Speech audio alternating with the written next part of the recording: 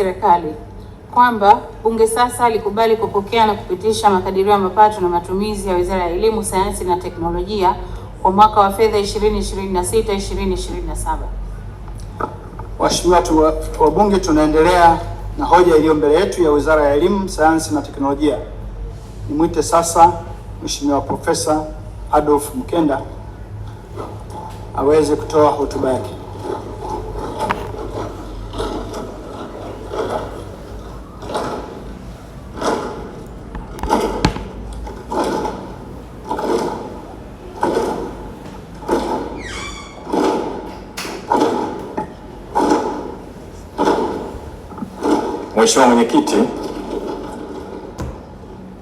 Mheshimiwa Mwenyekiti, kwanza kabisa naomba hotuba yangu yote iingizwe kwenye Hansard kama ilivyowasilishwa mezani. Mheshimiwa Mwenyekiti, kufuatia taarifa iliyowasilishwa ndani ya Bunge lako tukufu na mwenyekiti wa kamati ya kudumu ya Bunge ya Elimu, Utamaduni na Michezo iliyochambua na kutoa ushauri wa makadirio ya mapato na matumizi ya fungu 46 Wizara ya Elimu, Sayansi na Teknolojia na fungu 18 Tume ya Taifa UNESCO, sasa ninaomba kutoa hoja kwamba Bunge lako tukufu likubali kupokea na kujadili taarifa ya utekelezaji wa mpango na bajeti ya mwaka wa fedha 2025-2026. Aidha, ninaomba Bunge lako tukufu likubali kujadili na kupitisha makadirio ya mapato na matumizi ya Wizara ya Elimu, Sayansi na Teknolojia kwa mwaka wa fedha 2026-2027. Mheshimiwa Mwenyekiti, makadirio haya ya mapato na matumizi yanayowasilishwa yamelenga katika kuhakikisha uwekezaji katika elimu, sayansi na teknolojia unachangia kujenga rasilimali watu yenye ujuzi, maarifa na ushindani kwa maendeleo endelevu ya taifa letu. Mheshimiwa Mwenyekiti, naomba nianze kwa kumshukuru sana Mwenyezi Mungu kwa kuniwezesha kusimama tena mbele ya Bunge lako tukufu kuwasilisha utekelezaji wa mpango na bajeti ya mwaka wa fedha 2025-2026 na makadirio ya mapato na matumizi ya Wizara ya Elimu, Sayansi na Teknolojia na Tume ya Taifa ya UNESCO kwa mwaka wa fedha 2026-2027. Mheshimiwa Mwenyekiti, kwa namna ya pekee ninaomba nitumie nafasi hii kumpongeza Mheshimiwa Dr. Samia Suluhu Hassan, Rais wa Jamhuri ya Muungano wa Tanzania, kwa kuchaguliwa kwa kishindo katika uchaguzi uliofanyika tarehe 29 Oktoba 2025. Ushindi huu unadhihirisha imani kubwa alionayo wa Tanzania kwa Mheshimiwa Rais na uongozi wake mahiri unaoendelea kuleta mageuzi makubwa katika sekta ya elimu na maendeleo ya taifa kwa ujumla. Tunamuombea kwa Mwenyezi Mungu afya njema na baraka tele katika uongozi wake. Ahadi yetu kwa Mheshimiwa Rais ni kuendelea kufanya kazi kwa bidii na maarifa katika kutekeleza maono yake katika sekta ya elimu. Mheshimiwa Mwenyekiti, vile vile ninaomba nitumie fursa hii kumpongeza Mheshimiwa Dr. Emmanuel John Nchimbi kwa kuchaguliwa kwa makamu wa rais wa Jamhuri ya Muungano wa Tanzania katika uchaguzi mkuu uliofanyika tarehe 29 Oktoba 2025. Ninampongeza pia Mheshimiwa Dr. Hussein Ali Mwinyi kwa kuchaguliwa tena kuwa rais wa Zanzibar na mwenyekiti wa Baraza la Mapinduzi la Zanzibar. Aidha, ninampongeza Mheshimiwa Dr. Mwigulu Lameck Nchemba mbunge kwa kuteuliwa na rais na kupitishwa na bunge hili tukufu kuwa waziri mkuu wa Jamhuri ya Muungano wa Tanzania. Mheshimiwa Mwenyekiti, ninaomba pia nimpongeze Mheshimiwa Musa Azan Zungu kwa kuchaguliwa kuwa mbunge wa jimbo la Ilala na kwa kupata imani ya waheshimiwa wabunge kuwa spika wa bunge hili la 13. Nampongeza pia Mheshimiwa Daniel Bara Lisilo kwa kuchaguliwa kuwa naibu spika wa bunge la Jamhuri ya Muungano wa Tanzania. Vile vile naomba kutumia nafasi hii kuwapongeza wenye viti wa bunge Mheshimiwa Naman Murtaza Giga, Mheshimiwa Cecilia Daniel Parezo na wewe mwenyekiti wetu Mheshimiwa Deodatus Philip Mwanyika kwa kuaminiwa katika nafasi hizi muhimu sana katika bunge tukufu. Mheshimiwa Spika na wasaidizi wote wanaliongoza bunge letu vizuri kwa umakini na umahiri na weledi mkubwa. Mheshimiwa Mwenyekiti, kwa namna ya pekee ninaomba nitoe shukrani zangu za dhati kwa Rais wa Jamhuri ya Muungano wa Tanzania Mheshimiwa Dr. Samia Suluhu Hassan kwa kuendelea kuniamini mimi na kunipa dhamana mimi pamoja na naibu waziri Mheshimiwa Wanu Hafidh Ameir katika kuisimamia na kuiongoza Wizara ya Elimu, Sayansi na Teknolojia.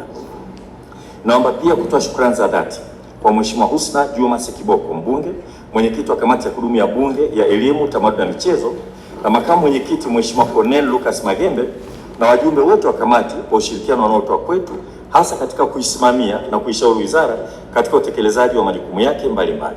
Kamati imefanya kazi kubwa ya kuchambua taarifa ya utekelezaji wa mpango na bajeti ya wizara kwa mwaka 2025-2026 na makadirio ya mapato na matumizi ya wizara kwa mwaka 2026-2027.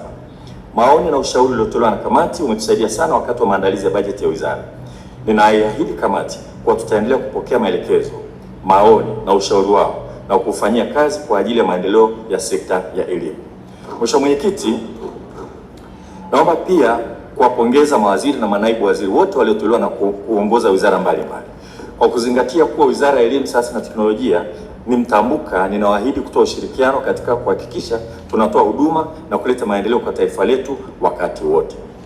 Mheshimiwa Mwenyekiti, kwa kuwa hii ni hotuba yangu ya kwanza kwenye bunge hili la 13, ninaomba nitumie fursa hii kuwapongeza waheshimiwa wabunge wote kwa kuchaguliwa na kuteuliwa kwao kuwa wabunge wa bunge la 13 la Jamhuri ya Muungano wa Tanzania. Hongereni sana waheshimiwa, na ninaomba ushirikiano wenu katika kuendeleza elimu, sayansi na teknolojia. Mheshimiwa Mwenyekiti, napenda kuwashukuru viongozi wenzangu, watendaji na watumishi wote wa Wizara ya Elimu, Sayansi na Teknolojia kwa utendaji mahiri na ushirikiano wanaotoa katika kutekeleza majukumu ya wizara. Kipekee namshukuru sana Mheshimiwa Wanu Hafidh Ameir, naibu waziri, kwa uchapakazi wake na ushirikiano wa hali ya juu anaotoa katika kuongoza wizara. Namshukuru pia Katibu Mkuu Profesa Caroline Ignatius Nombo na naibu makatibu wakuu Profesa Daniel Elius Mushi na Dr. Hussein Mohamed Omari kwa utendaji kazi wao wenye bidii na weledi mkubwa. Mheshimiwa Mwenyekiti, vile vile ninaomba kuwashukuru wananchi wa jimbo la Rombo kwa kuniamini na kunichagua kuendelea kuliongoza jimbo hilo. Nawashukuru kwa kuendelea kushirikiana nami katika kuleta maendeleo ya jimbo letu na taifa kwa ujumla. Ninaishukuru sana familia yangu, hususan mke wangu mpendwa Beatrice kwa kunitia moyo na kuniwezesha kutimiza majukumu yangu kwa umakini, juhudi na ari kubwa. Mheshimiwa Mwenyekiti, ninaomba kuungana na wabunge wenzangu wote waliotangulia kwa kutoa salamu za pole kwa bunge lako tukufu, kwako wewe binafsi, familia na wananchi wote kwa kuondokewa na wapendwa wetu. Kwanza, Mheshimiwa Jenista Joakim Mhagama alikuwa mbunge wa Peramiho aliyefariki tarehe 11 Disemba 2025. Mariam Jenista Mhagama aliwahi kuwa naibu waziri Wizara ya Elimu na Mafunzo ya Ufundi Stadi kati ya mwaka 2014 2015. Pili, Mheshimiwa Halima Eid Nassor alikuwa mbunge wa viti maalum ambaye alifariki tarehe 18 Januari 2026. Na tatu, Mheshimiwa William Vangimende Lukuvi aliyekuwa waziri wa nchi, ofisi ya waziri mkuu, sera, bunge, uratibu na wenye ulemavu na mbunge wa jimbo la Isimani alifariki tarehe 25 Machi 2026. Hakika kuondokewa na viongozi hao ni pigo kwa familia na taifa letu kwa ujumla, lakini mchango wao utaendelea kuwa chachu ya maendeleo ya sekta mbalimbali ikiwepo sekta yetu ya elimu. Tutaendelea kuyaenzi maisha yao na kujifunza kutoka kwa uongozi wao mzuri. Vile vile natoa pole kwa Tanzania wote walioondokewa na ndugu zao kutokana na maradhi na sababu mbalimbali. Ninaombea marehemu wote, Mwenyezi Mungu aziweke roho zao mahali pema peponi. Amina. Mheshimiwa Mwenyekiti, baada ya utangulizi huo, naomba sasa kutoa taarifa ya utekelezaji wa mpango wa bajeti ya Wizara ya Elimu, Sayansi na Teknolojia fungu 46 na fungu 18 kwa mwaka wa fedha 2025/26 na mpango wa makadirio ya mapato na matumizi kwa mwaka wa fedha 2026/27. Taarifa hii inaelezea hatua zilizofikiwa katika utekelezaji wa mpango wa bajeti kwa mwaka wa fedha 2025/26 na mwelekeo wa kimkakati wa sekta ya elimu katika kuchangia maendeleo ya taifa. Mheshimiwa Mwenyekiti, katika mwaka wa fedha 2025/26 idara ya vitengo na taasisi zilizo chini ya Wizara ya Elimu, Sayansi na Teknolojia zilikadiria kukusanya maduhuli yenye thamani ya shilingi bilioni 720,879,879.63 na kati ya fedha hizo shilingi bilioni 8,402,257,000 ni makusanyo ya idara na vitengo vya wizara na shilingi bilioni 712,622,789.63 ni makusanyo ya taasisi zilizo chini ya wizara. Vyanzo vya maduhuli haya ni ada, malipo ya ushauri elekezi, mchango wa udhibiti ubora wa shule na baadhi ya huduma zinazotolewa na wizara pamoja na taasisi zake. Makusanyo hayo yanaonyesha mchango mkubwa wa taasisi zilizo chini ya wizara katika kuongeza mapato ya ndani na kuimarisha uendelevu katika sekta ya fedha katika wizara yetu. Mheshimiwa Spika, hadi kufikia Aprili 2026 wizara imekusanya jumla ya shilingi bilioni 520,140,680,477.35 sawa na asilimia 72 ya makadirio, ambapo shilingi bilioni 6,864,106,833 zimekusanywa na idara na vitengo na shilingi bilioni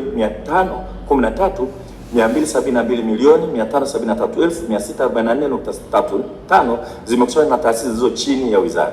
Hali hii inaashiria mwenendo wa kuridhisha wa ukusanyaji wa mapato unaoendana na matarajio ya serikali licha ya changamoto mbalimbali za kiuchumi.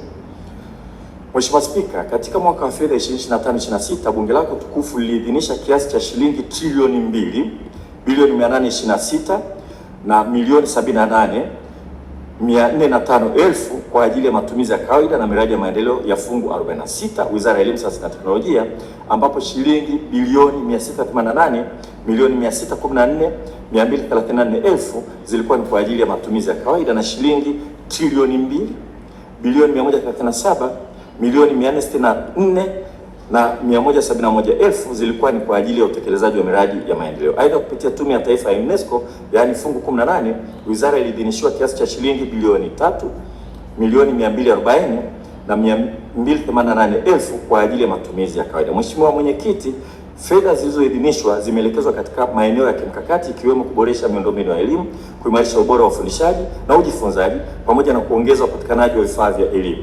Uwekezaji huu unaendelea kuhakikisha kila Mtanzania anapata elimu bora inayomwezesha kushiriki kamilifu katika uchumi wa taifa na kuhakikisha kuwa hakuna aliyeachwa nyuma.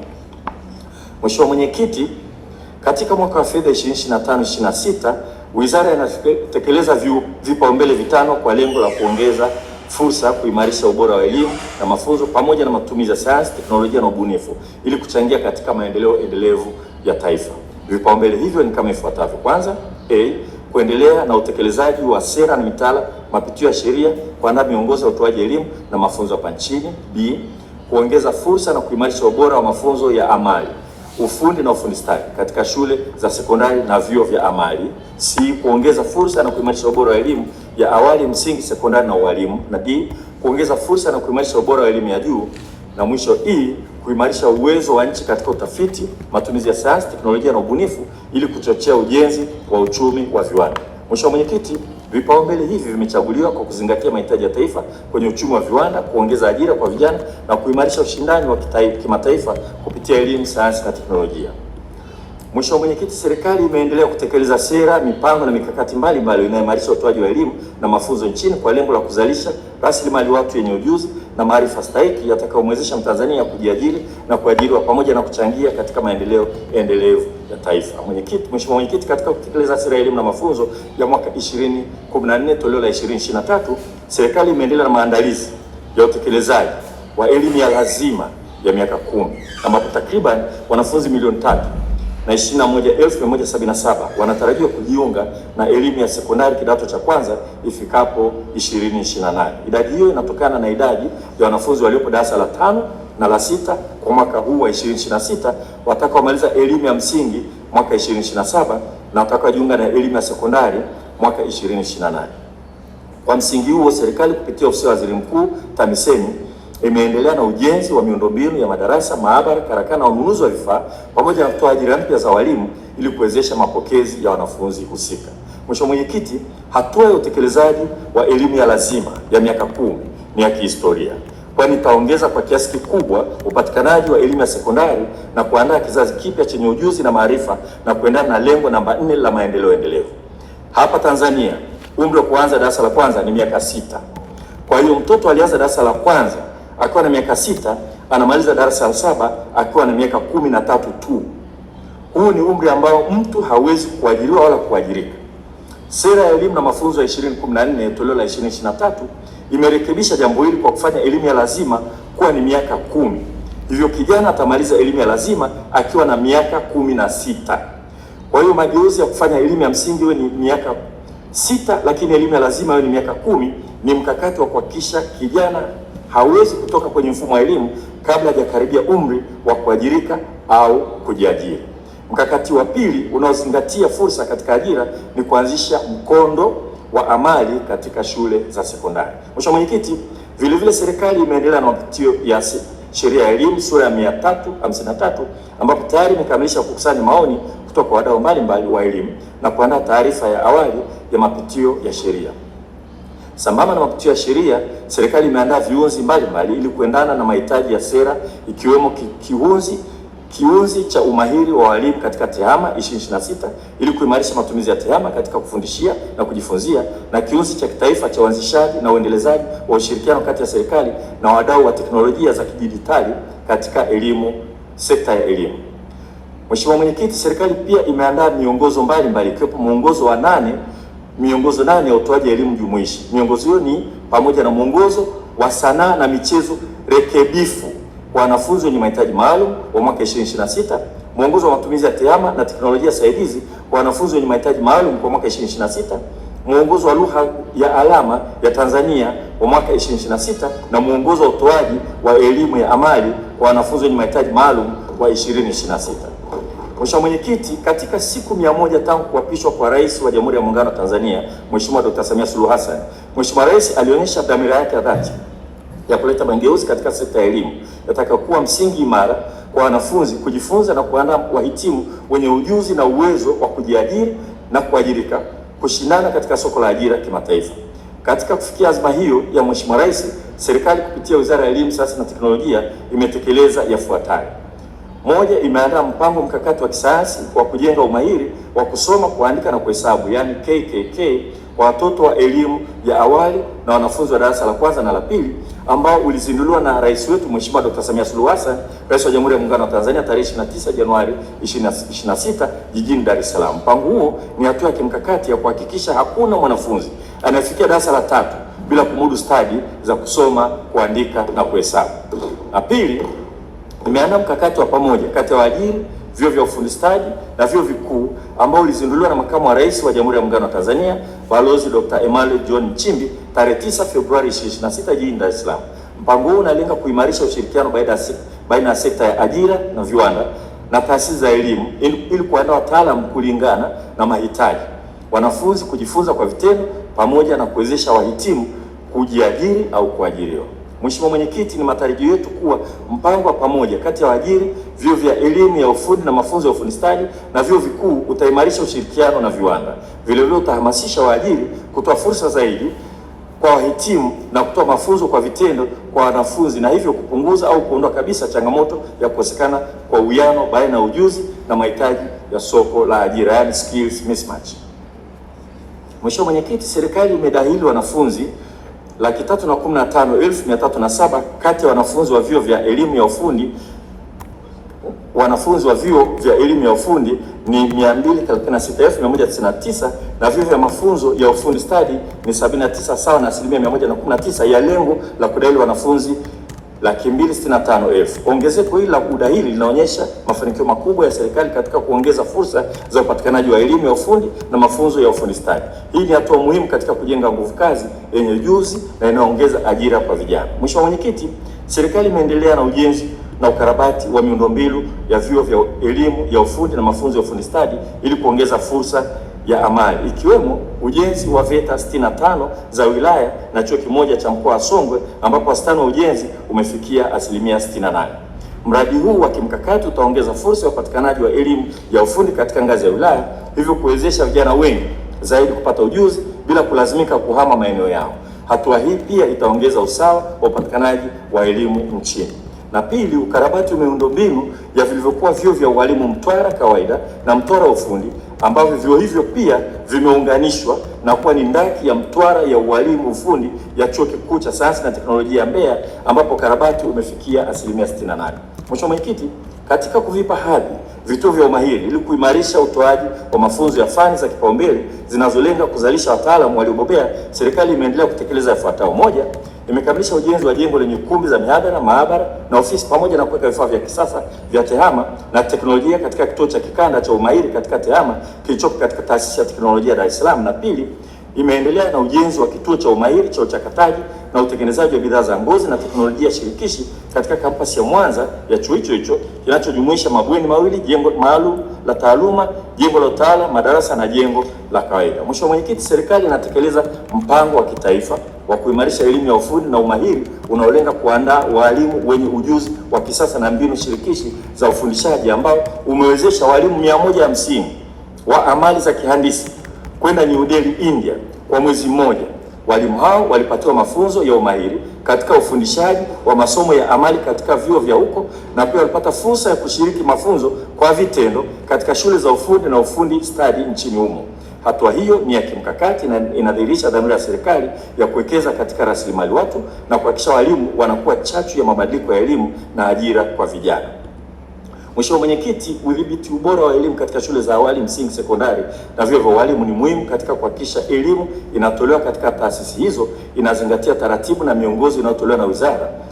Kwa kutambua umuhimu huo, serikali imeendelea kuimarisha udhibiti ubora wa shule na vyuo vya walimu kwa kufanya tathmini ya jumla katika taasisi 8,067 zikihusisha shule za awali na msingi, sekondari, vyuo vya walimu na vituo vya elimu nje ya mfumo rasmi na vyuo vya maendeleo ya wananchi.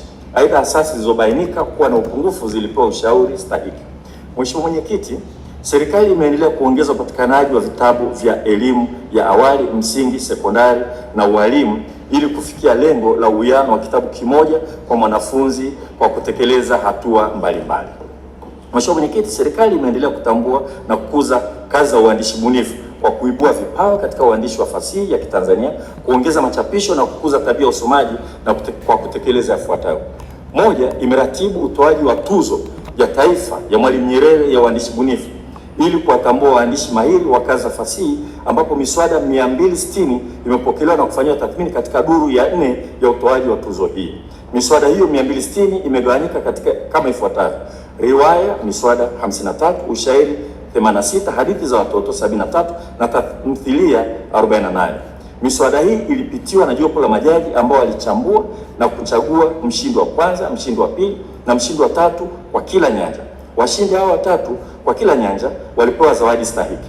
Mshindi wa kwanza kwa kila nyanja alipewa zawadi na kutambuliwa kwa tuzo, na msaada wa kila mshindi wa kwanza unachapishwa, mswada wa kila mshindi wa kwanza unachapishwa na kusambazwa kwa wasomaji. Sheria ya utoaji wa tuzo hii kwa duru hii ulifanyika tarehe 13 Aprili mwaka huu, na hii ni tarehe ambayo Mwalimu Nyerere alizaliwa. Katika duru ya 4 ya utoaji wa tuzo hii ambayo ilifanyika tarehe 13 Aprili kama nilivyoeleza, mgeni rasmi alikuwa Mwalimu Abdulatif Abdalla ambaye ni mtunzi nguli wa mashairi, mtafsiri wa vitabu vya fasihi ya andishi na mshindi wa tuzo ya Jomo Kenyatta ya fasihi ya andishi. Tuzo hii inasimamiwa na kamati maalum inayofanya kazi kwa uhuru, umahiri na weledi kupitia Taasisi ya Elimu Tanzania. Na pili, imechapisha na kusambaza nakala 142,000 za vitabu vya washindi wa tuzo ya taifa ya Mwalimu Nyerere ya uandishi bunifu kwa mwaka wa fedha 2024/25. Vitabu hivyo vimegawanywa katika nyanja kama ifuatavyo: riwaya nakala 50,000, ushairi nakala 50,000 na hadithi za watoto nakala 42,000. Vitabu hivi vimesambazwa katika shule za sekondari 6,418 na shule za msingi 18,061. Mheshimiwa Mwenyekiti, serikali imeendelea kusimamia matumizi ya teknolojia katika kufundishia na kujifunzia kwa kuimarisha jukwaa la ufundishaji na ujifunzaji kwa wanafunzi wa sekondari kwa kulifunganisha na teknolojia ya akili unde kama msaidizi wa mwanafunzi katika kujisomea, kufanya majaribio ya kidijiti na kujipima. Vile vile inaboresha jukwaa la shule mtandao kuwa jumuishi ili kuwezesha wanafunzi wenye mahitaji maalum kutumia maudhui ya kielektroniki kwa urahisi kupitia TEHAMA. Na Mheshimiwa Mwenyekiti, serikali imekamilisha ujenzi wa mfumo wa shindano la walimu la stadi za kufundishia utakaotumiwa na walimu shule za msingi na sekondari kwa masomo yote, ambapo jumla ya walimu 2,800 wamewasilisha video za ufundishaji ili kufanyiwa tathmini. Mfumo huu unaongeza ufanisi wa kuwapata walimu mahiri watakaopata zawadi mbalimbali, ikiwemo kurekodi video za mfano zitakazotumiwa na walimu wengine katika kufundishia na kujifunzia. Mheshimiwa Mwenyekiti, serikali imeendelea kuimarisha upatikanaji wa vifaa kwa walimu na wanafunzi wenye mahitaji maalum, ikiwemo kununua na kugawa vifaa vya elimu na saidizi kwa walimu, wakufunzi na walimu tarajali wenye ulemavu. Vifaa hivyo ni pamoja na kompyuta mpakato, mashine za kidijiti za kurekodi sauti, tablets, mashine za braille ya kielektroniki, emboza, mashine za kuongeza sauti na seti za kupima usikivu. Vifaa hivyo vimesambazwa katika shule za msingi 309, shule za sekondari 629 na vyuo vya ualimu 10. Wanufaika wa vifaa hivyo ni wenye ulemavu wa viungo, wenye changamoto ya uoni, wenye uziwi, wenye ualbino na wenye usikivu hafifu. Mheshimiwa Mwenyekiti, mafunzo endelevu ni muhimu katika kuendeleza na kuimarisha utekelezaji wa kazi ya walimu, wakufunzi, wadhibiti ubora wa shule na wasimamizi wa elimu nchini. Kwa kutambua umuhimu huo, serikali imetoa mafunzo mbalimbali ikiwemo kutoa mafunzo kwa walimu na wanafunzi 206,296 kuhusu matumizi ya majukwaa ya kidijiti na maktaba mtandao ili kuwawezesha walimu kutumia maktaba mtandao na nyenzo nyingine za kidijiti katika utekelezaji wa mtaala, na imetoa mafunzo kwa walimu 124,601 kwa mchanganuo ufuatao: kuhusu ufundishaji wa stadi za kusoma, kuandika na kuhesabu, kuhusu usimamizi wa utekelezaji wa mafunzo endelevu ya walimu kazini kwa wakuu wa shule, na kuhusu mbinu mbalimbali za kuboresha ufundishaji na ujifunzaji darasani kwa walimu wa shule za msingi na sekondari. Mafunzo haya yanaimarisha umahiri wa walimu na kuongeza ubora wa ujifunzaji darasani. Hii ni hatua muhimu katika kuhakikisha mageuzi ya elimu yanafanikiwa. Mheshimiwa Mwenyekiti, serikali kupitia taasisi ya elimu ya watu wazima imewarejesha wanafunzi 3467 ikiwemo wanawake 2062 na wanaume 1402 waliokatisha masomo kwa sababu mbalimbali, ambao wanaendelea na shule kupitia elimu kwa njia mbadala.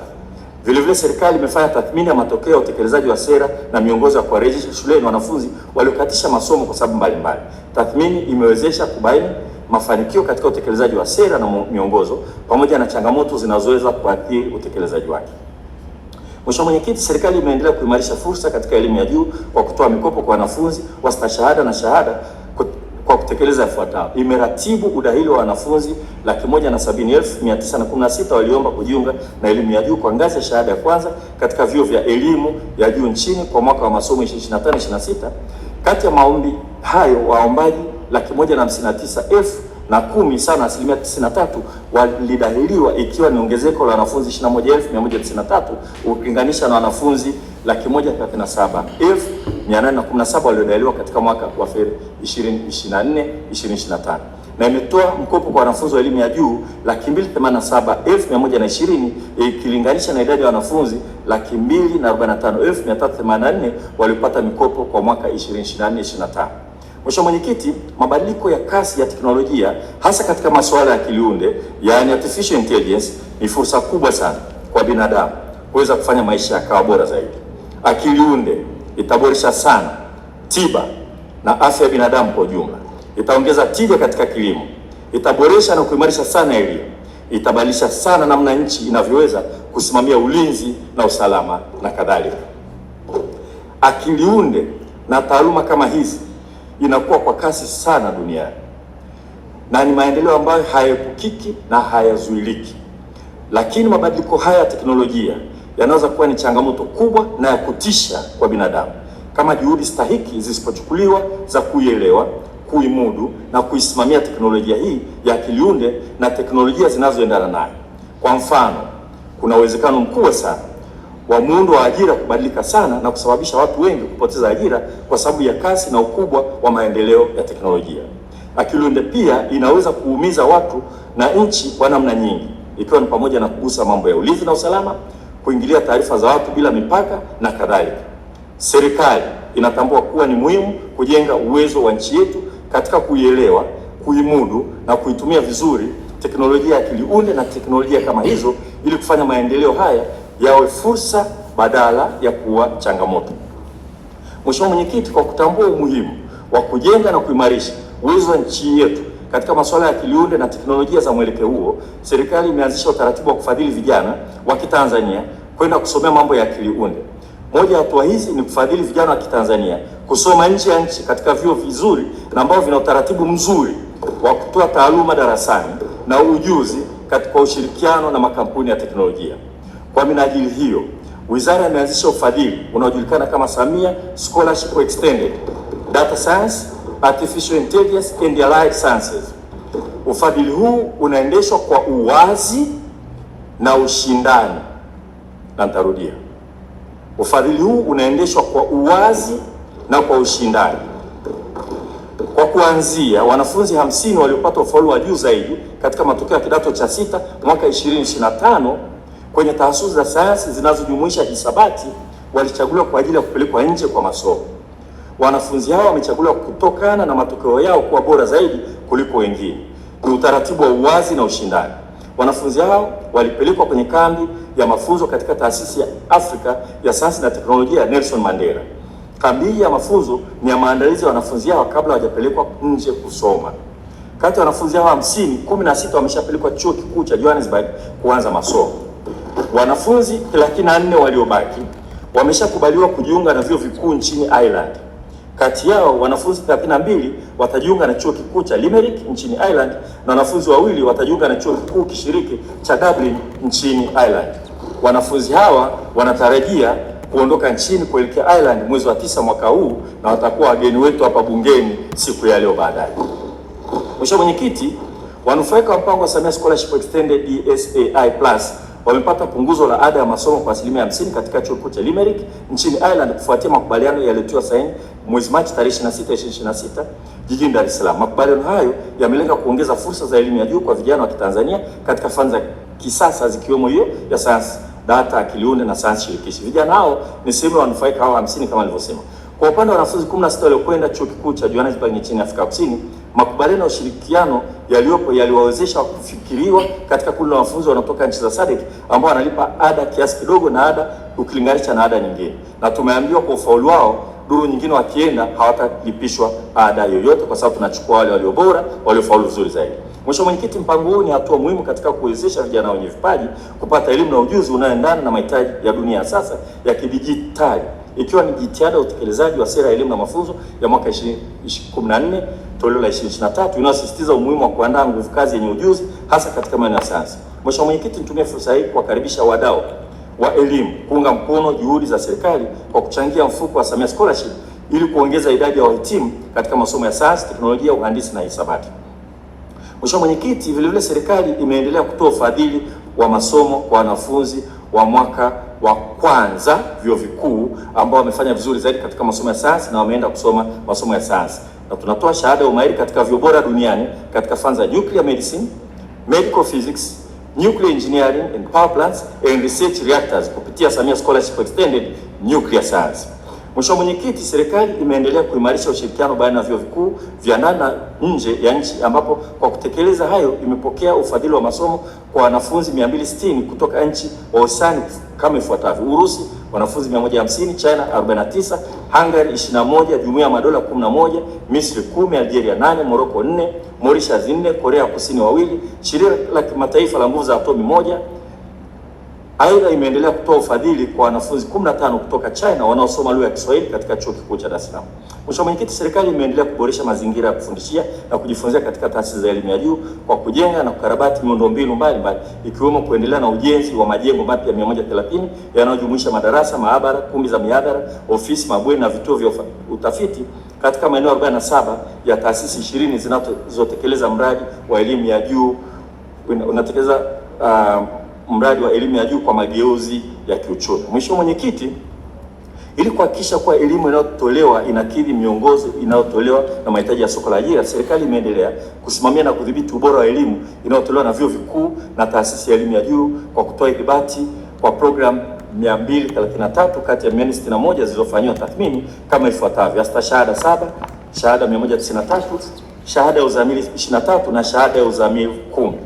Mheshimiwa Mwenyekiti, vile vile serikali imeendelea kuwezesha wahadhiri na watumishi waliopo katika vyuo vikuu na taasisi za elimu ya juu kwa kutoa mafunzo ya muda mrefu na muda mfupi kwa watumishi 1179 kwa ngazi mbalimbali: astashahada 3, astashahada 12, shahada ya kwanza 37, shahada ya umahiri 422 na shahada ya uzamivu 703, na muda mfupi kwa watumishi 1289 kwa taasisi za elimu ya juu. Mheshimiwa Mwenyekiti, utafiti ni nyenzo muhimu katika kuongeza maarifa mapya, kuchochea maendeleo ya uchumi na kutatua changamoto mbalimbali za kijamii. Serikali kwa kutambua umuhimu huo imeratibu jumla ya miradi 168 ya utafiti na ubunifu, ikiwemo miradi 19 ya mashindano ya kitaifa ya sayansi, teknolojia na ubunifu, yaani MAKISATU. Aidha, ameendelea utekelezaji wa miradi ya utafiti 261 kupitia taasisi za elimu ya juu na vyuo vya elimu ya ufundi katika maeneo mbalimbali ikiwemo ardhi, ujenzi, maji, tabia nchi, mazingira, kilimo, afya, elimu, viwanda, sayansi ya jamii, teknolojia, biashara na ushirika na uwekezaji. Mheshimiwa Mwenyekiti, ili kukabiliana na changamoto za kimazingira na kuiwezesha uwezo taifa katika maendeleo ya viwanda, uchumi na ustawi wa wananchi kwa ujumla, serikali imefadhili miradi 39 ya utafiti katika sekta mbalimbali kama vile kilimo, maji, afya, nishati, bawanuai, mifumo ya miji na utawala bora wa hali ya hewa. Uwekezaji huu utawezesha wanasayansi wa Tanzania kuendelea na utafiti wa tabia nchi. Mheshimiwa Mwenyekiti, serikali imeanza utekelezaji wa mfuko wa Samia Innovation Commercialization Fund unaolenga kutoa mikopo yenye masharti nafuu kwa wabunifu ili kuwawezesha kubidhaishaji na ubiasharishaji wabunifu na teknolojia za wabunifu wetu. Katika awamu ya kwanza, wabunifu 7 wamefanikiwa, ambapo jumla ya shilingi milioni 767 zimetolewa. Mheshimiwa Mwenyekiti, serikali kupitia taasisi ya elimu ya juu na vyuo vya elimu ya ufundi imechapisha machapisho 1556 ya kitaaluma katika ngazi ya kitaifa na kimataifa ili kuongeza maarifa katika jamii kuhusu namna ya kutatua changamoto mbalimbali. Vile vile imeendelea kutoa huduma 230 za ushauri elekezi katika miradi mbalimbali ikiwemo ugani, vyama vya ushirika, matumizi ya udongo, mawe na nyenzo zinazotumika katika ujenzi wa miundombinu. Mheshimiwa Mwenyekiti, serikali imeendelea kudhibiti na kuimarisha matumizi ya salama ya mionzi ya nyuklia hapa nchini kupitia Tume ya Nguvu za Atomu kwa kupima sampuli 31,739 za vyakula na vifaa vya mlolongo wa chakula ili kubaini uwepo wa uchafuzi wa mionzi. Matokeo ya vipimo vya sampuli hizo yalionyesha kutokuwepo kwa uchafuzi wa mionzi. Mheshimiwa Mwenyekiti, serikali kupitia Tume ya Taifa ya UNESCO imeendelea kutekeleza majukumu yake ikiwemo kuanzisha kwa utekelezaji wa programu ya Bridge Tanzania 2025-26 inayolenga kuwawezesha vijana waliokosa fursa ya elimu kupitia mfumo rasmi kupata stadi za msingi na ujuzi wa ajira na kujiajiri. Aidha, imeendelea na uratibu wa utoaji wa elimu na ushauri wa kitaalamu kuhusu uhifadhi wa maeneo ya urithi wa kitaifa. Mpango wa bajeti wa mwaka wa fedha 2026/27 fungu 46. Mheshimiwa Mwenyekiti, katika mwaka wa fedha 2026/27 wizara imeainisha vipaumbele vya bajeti kwa kuzingatia mahitaji ya utekelezaji wa sera ya elimu na mafunzo ya mwaka 2014 toleo la 2023 inayolenga kuimarisha ubora wa elimu, kukuza ujuzi na kuongeza maarifa. Kutokana na mwelekeo huu, wizara itaendelea kuweka jitihada kubwa katika maandalizi ya elimu ya lazima ya miaka 10, elimu ya ufundi na mafunzo ya ufundi stadi, matumizi ya tehama na kuendeleza sayansi, teknolojia na ubunifu ili kuendana na mahitaji ya dira 2050. Mheshimiwa Mwenyekiti, katika mwaka wa fedha 2026/27 Wizara ya Elimu, Sayansi na Teknolojia itajielekeza kutekeleza vipaumbele vitano kama ifuatavyo: moja, kuendelea na utekelezaji wa sera na mitaala, mapitio ya sheria, kuandaa miongozo na kutoa mafunzo nchini. Pili, kuongeza fursa na kuimarisha ubora wa mafunzo ya amali katika shule za sekondari na vyuo vya amali. Tatu, kuongeza fursa na kuimarisha ubora wa elimu ya awali, msingi, sekondari na ualimu. Nne, kuongeza fursa na kuimarisha ubora wa elimu ya juu. Na tano, kuimarisha uwezo wa nchi katika utafiti, matumizi ya sayansi na teknolojia na ubunifu ili kuchochea ujenzi wa uchumi wa viwanda. Mheshimiwa Mwenyekiti, serikali itafanya tathmini ya miaka miwili ya utekelezaji wa sera ya elimu na mafunzo ya mwaka 2014 toleo la 2023 iliyoanza utekelezaji wake mwezi Januari 2024 na kuzinduliwa rasmi tarehe 1 Februari 2025. Lengo la kufanya tathmini ni kubaini mafanikio tuliyopata hadi sasa pamoja na kubaini vikwazo mbalimbali vinavyoathiri utekelezaji wake. Serikali itaendelea na maandalizi ya utekelezaji wa elimu ya lazima ili kupokea wanafunzi wa darasa la 6 na wanafunzi wa darasa la 7 kwa wakati mmoja kuingia kidato cha kwanza mwezi Januari 2028. Utekelezaji wa jambo hilo muhimu unafanywa na ofisi ya Waziri Mkuu TAMISEMI, lakini Wizara ya Elimu, Sayansi na Teknolojia itashirikiana na TAMISEMI hasa katika maandalizi, kuandaa miongozo, kutafuta rasilimali kwa ajili ya ujenzi wa miundombinu na ununuzi wa vifaa vinavyohitajika, kuhamasisha ushiriki wa wadau ikiwemo sekta binafsi pamoja na kutoa mafunzo kwa walimu. Mheshimiwa Mwenyekiti, ili kuweka misingi ya kisheria katika utekelezaji wa sera, serikali itakamilisha mapitio ya sera sheria ya elimu sura 353 na vile vile itakamilisha mapitio ya sheria ya taasisi zilizo chini ya wizara ikiwemo taasisi ya elimu ya watu wazima, mamlaka ya elimu Tanzania, baraza la elimu la ufundi na mafunzo ya ufundi stadi, baraza la mitihani la Tanzania na bodi ya mikopo ya wanafunzi wa elimu ya juu ili ziendane na mabadiliko ya sera, sheria na makubaliano ya kikanda na kimataifa.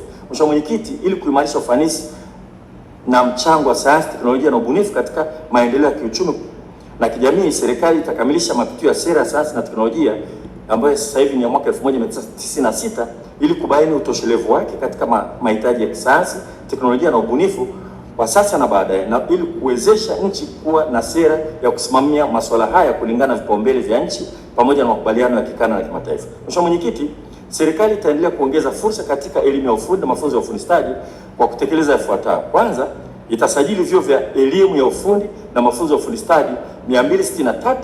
Kati ya vyuo hivyo vya elimu ya ufundi ni 45, vyuo vya mafunzo ya ufundi stadi ni 152 na shule za sekondari za amali 66 na hivyo kufikisha vyuo 577 vya elimu ya ufundi, vyuo vya mafunzo ya ufundi stadi kufikisha 1066 na shule za sekondari za amali kufikia 267, na itabadahili wanafunzi 374,000 wa elimu ya ufundi na mafunzo ya ufundi stadi, ambapo kati ya wanafunzi hao vyuo vya elimu ya ufundi ni 240,000 na wanafunzi wa vyuo vya mafunzo ya ufundi stadi ni 134,000.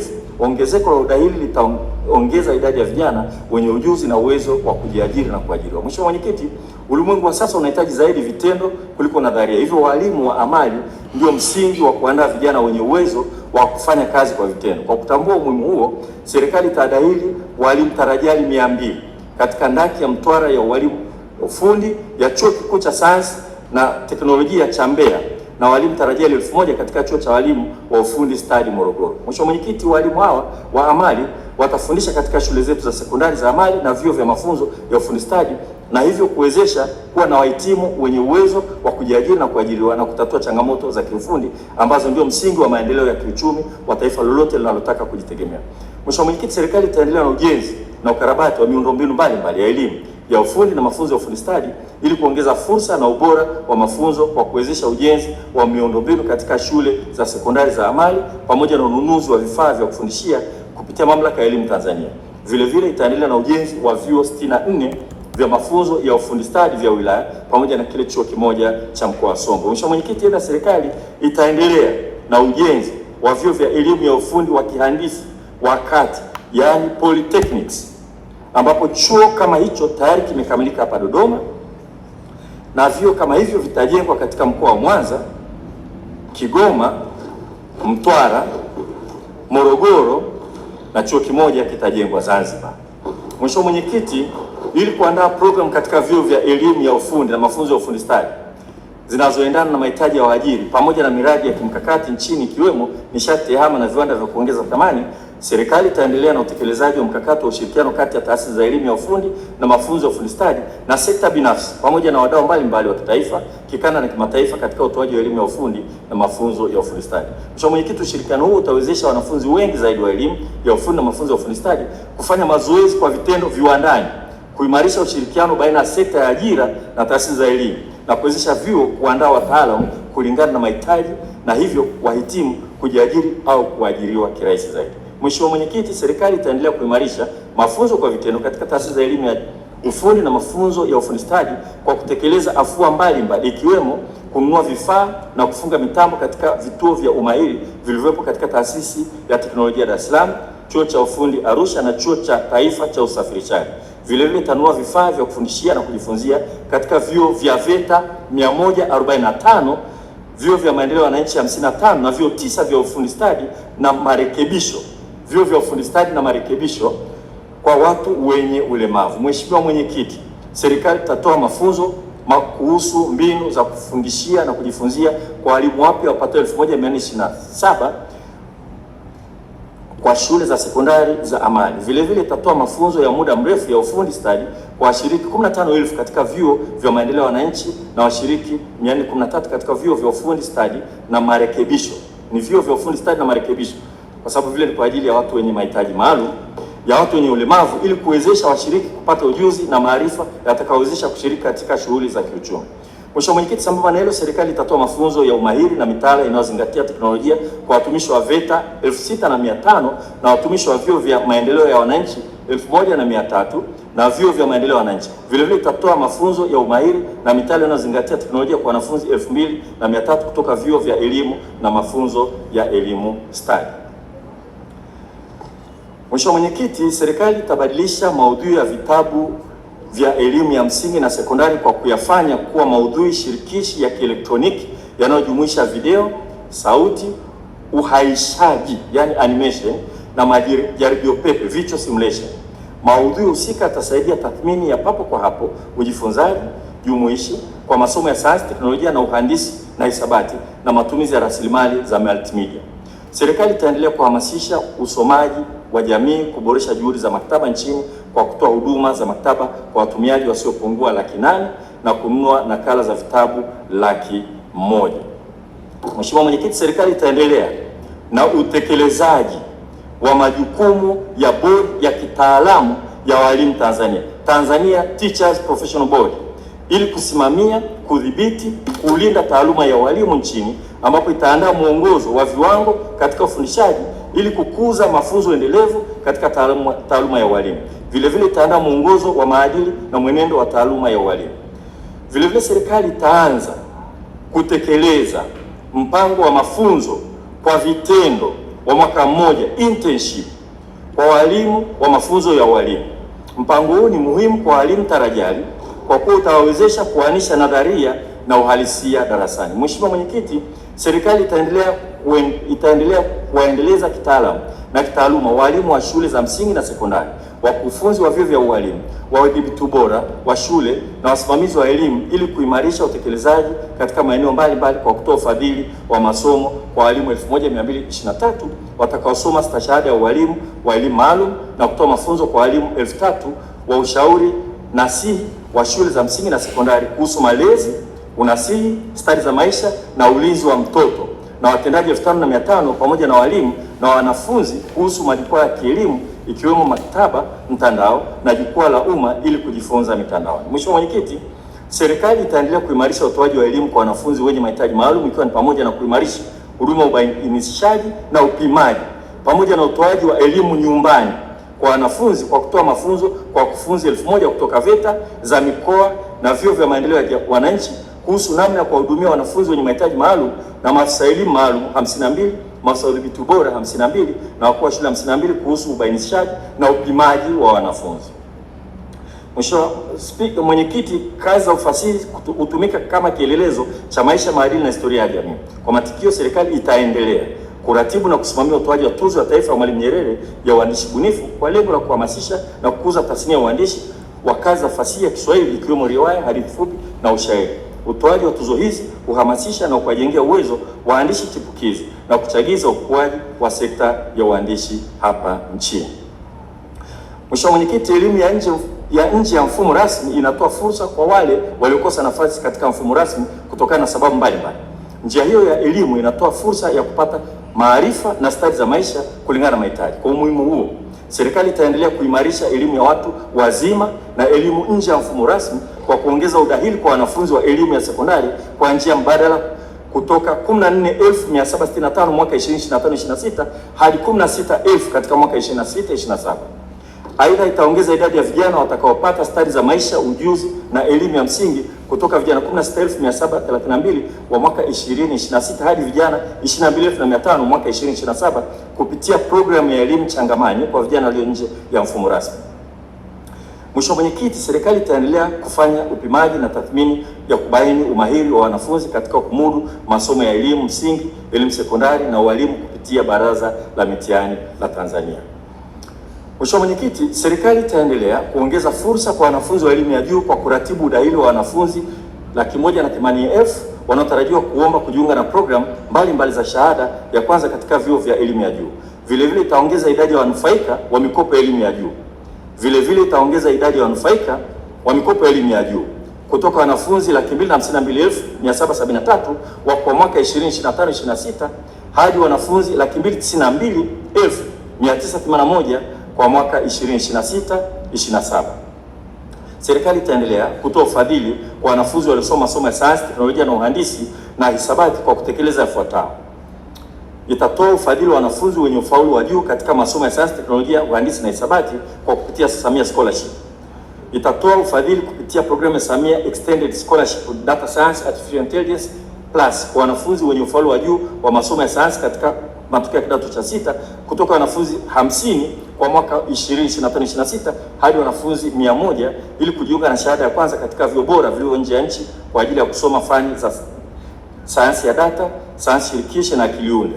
Itaendelea kuwezesha ufadhili wa masomo katika eneo la sayansi na teknolojia ya nyuklia kwa wanafunzi wa shahada ya umahiri.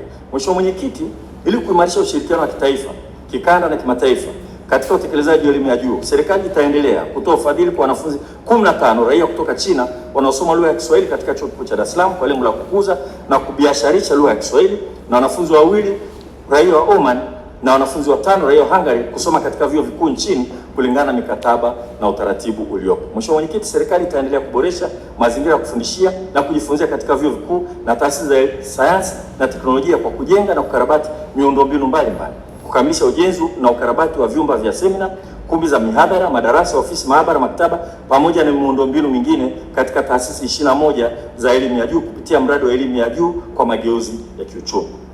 Mheshimiwa Mwenyekiti, serikali itaendelea kuimarisha ithibati na udhibiti ubora katika taasisi za elimu ya juu ikiwemo kufanya tathmini na kutoa idhibati ya programu 300 za masomo mbalimbali katika vyuo vikuu.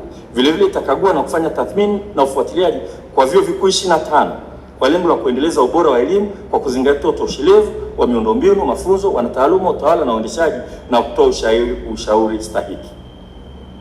Mheshimiwa Mwenyekiti, serikali itaongeza ufadhili wa miradi ya utafiti na ubunifu kutoka 80 hadi 109 unaozingatia maeneo ya kipaumbele ili kutatua changamoto za mabadiliko ya hali ya hewa, uchumi wa buluu, uvuvi, maji, kilimo, afya na viwanda. Vile vile serikali kupitia taasisi ya elimu za juu na elimu ya ufundi itafanya miradi ya utafiti 1390 katika maeneo mbalimbali ikiwemo afya, elimu, biashara, kilimo, uongozi, ushirika, teknolojia, uvuvi, ardhi, mazingira na usanifu majengo. Serikali itachapisha machapisho 2497 katika majarida ya kimataifa na kimataifa ili kuimarisha usambazaji wa maarifa, uhamasishaji wa mjadala ya kitaaluma na kuhakikisha matokeo ya kazi za tafiti yanatumika katika kutatua changamoto za kijamii na kiuchumi. Mheshimiwa Mwenyekiti, serikali itajengea uwezo maabara za taasisi 5 za utafiti na maendeleo ili zitumike kama maabara za rufaa za utafiti na ubunifu wa viwanda. Vile vile itaimarisha mahusiano kati ya taasisi za utafiti na maendeleo, taasisi za elimu ya juu na viwanda ili kuchochea mchango wa utafiti na ubunifu katika kutekeleza dira ya taifa ya 2050. Mheshimiwa Mwenyekiti, serikali itaendelea kuhamasisha wabunifu na kuongeza idadi ya makampuni wanufaika wanaoweza kupokea mikopo kupitia mfuko wa ubiasharishaji wa Samia Innovation Commercialization Fund. Aidha, itawezesha vyuo 5 vya maendeleo ya wananchi kuwa vituo vya ubunifu. Mheshimiwa Mwenyekiti, serikali itaimarisha udhibiti na utafiti wa kimkakati unaolenga kuongeza wigo wa matumizi salama ya teknolojia ya nyuklia katika sekta mbalimbali za kiuchumi na kijamii kwa kuendelea kudhibiti matumizi ya mionzi nchini kwa kukagua vituo 900 vyenye vyanzo vya mionzi ili kuwaweka salama wagonjwa, wafanyakazi, jamii na mazingira. Vile vile itapima na kudhibiti viwango vya mionzi kwa wafanyakazi 2110 wanaofanya kazi kwenye mazingira ya vyanzo vya mionzi. Fungu 18 tu mpango wa Tume ya Taifa ya UNESCO. Mheshimiwa Mwenyekiti, katika mwaka wa fedha 2026/27 Wizara ya Elimu, Sayansi na Teknolojia kupitia Tume ya Taifa ya UNESCO imepanga kutekeleza yafuatayo. Kwanza, kukamilisha taratibu za kuhakikisha maeneo tarajiwa na yale yaliyo katika orodha ya awali ya UNESCO yaingie katika orodha ya UNESCO. Pili, kuimarisha utekelezaji wa programu za UNESCO katika sekta za elimu, sayansi, utamaduni na mawasiliano kwa kuzingatia ajenda ya maendeleo endelevu. Na tatu, kukuza ushiriki wa Tanzania katika majukwaa ya kimataifa ya UNESCO ili kulinda na kutetea maslahi ya Tanzania. Shukrani. Mheshimiwa Mwenyekiti, naomba kutumia fursa hii kumshukuru Mheshimiwa wangu Hafidh Ameir, Naibu Waziri wa Elimu, Sayansi na Teknolojia, kwa uchapakazi na umakini wake na ushirikiano mkubwa anaonipa katika kutekeleza majukumu yangu na kufikia malengo ya wizara. Aidha, napenda kumshukuru tena Katibu Mkuu Profesa Caroline Nombo, Naibu Makatibu Wakuu Profesa Daniel Mushi na Dr. Hussein Omar kwa kunipa ushirikiano mkubwa. Vile vile naomba kutoa shukrani za dhati kwa kamishna wa elimu, wakurugenzi, wakuu wa taasisi na watumishi wote kwa kusimamia utekelezaji wa majukumu ya wizara kwa juhudi na ufanisi. Mheshimiwa Mwenyekiti, pia napenda kuwashukuru viongozi wa vyama vya wafanyakazi, walimu, wanafunzi na wadau wote wa elimu kwa ushirikiano wao katika kutekeleza majukumu yao. Aidha, napenda kutoa shukrani zangu za dhati kwa wamiliki na management wa shule, vyuo na taasisi binafsi ambao wamekuwa wakishirikiana na serikali katika kutoa huduma ya elimu na mafunzo. Na hapa naomba nirudie tena, Mheshimiwa Mwenyekiti. Aidha, napenda kutoa shukrani zangu za dhati kwa wamiliki na mameneja wa shule, vyuo na taasisi binafsi ambao wamekuwa wakishirikiana na serikali katika kutoa huduma ya elimu na mafunzo nchini. Mheshimiwa Mwenyekiti, vile vile nawashukuru washirika wa maendeleo na wadau wote wa elimu ambao wamechangia kufanikisha utekelezaji wa mipango ya miradi ya elimu, sayansi na teknolojia.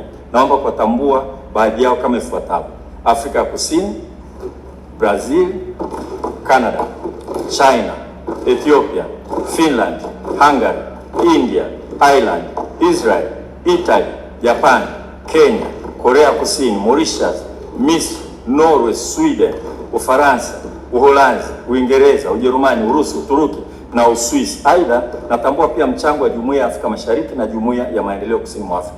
Mheshimiwa Mwenyekiti, napenda pia kushukuru mashirika ya kitaifa na kimataifa yanayochangia kufanikisha miradi na programu za elimu, sayansi na teknolojia ambayo ni pamoja na Baraza Kuu la Waislamu Tanzania BAKWATA, Benki ya Dunia, Benki ya Maendeleo Afrika, British Council, Campaign for Female Education, Christian Social Services Commission, Comprehensive Nuclear Test Ban Treaty Organization, DAD, Foreign, Commonwealth and Development Office, Global Partnership for Education, Inter-University Council for East Africa, International Atomic Energy Agency, Japan International Cooperation Agency, Jumuiya ya Madola, Karibu Tanzania Organization, Korea International Cooperation Agency, Swedish International Development Agency, Tanzania Education Network, mtandao wa elimu Tanzania TENMET, Umoja wa Nchi za Ulaya, United Nations Development Program, UNESCO na UNICEF. Mheshimiwa Mwenyekiti, maombi ya fedha.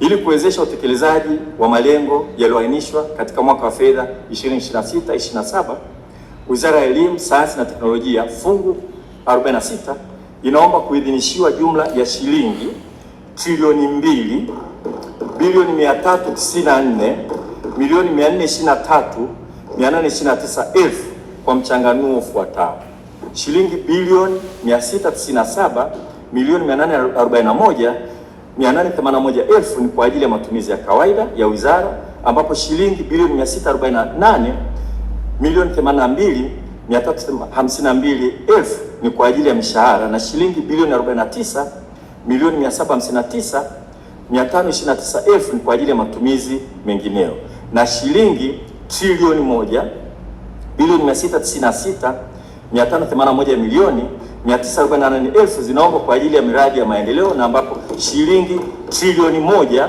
bilioni 337 milioni 249 ni fedha za ndani, na shilingi bilioni 359 milioni 332,948,000 ni fedha kutoka washirika wa maendeleo. Mheshimiwa Mwenyekiti, wizara kupitia Tume ya Taifa ya UNESCO fungu 18 inaomba kuidhinishiwa jumla ya shilingi bilioni 3,866 milioni 993,000 kwa ajili ya matumizi ya kawaida, ambapo mishahara ni shilingi bilioni 1 milioni 335 na 20,000 na matumizi mengineyo ni shilingi bilioni 2,533 milioni 973,000. Mheshimiwa Mwenyekiti, kwa heshima kubwa naomba sasa bunge lako tukufu likubali kupokea, kujadili na kupitisha makadirio ya bajeti ya wizara fungu 46 na fungu 18 yenye jumla ya shilingi trilioni 2 bilioni 398 milioni 290 milioni 822,000. Mheshimiwa Spika, napenda kuhitimisha kwa kutoa shukrani zangu za dhati kwako wewe Mheshimiwa Mwenyekiti na waheshimiwa wabunge wote kwa kunisikiliza. Mheshimiwa Mwenyekiti, hotuba hii inapatikana katika tovuti ya wizara www.moe.go.tz. Mheshimiwa Mwenyekiti, naomba kutoa hoja. Asante sana Mheshimiwa Waziri, hoja imepokelewa na hoja imekubaliwa.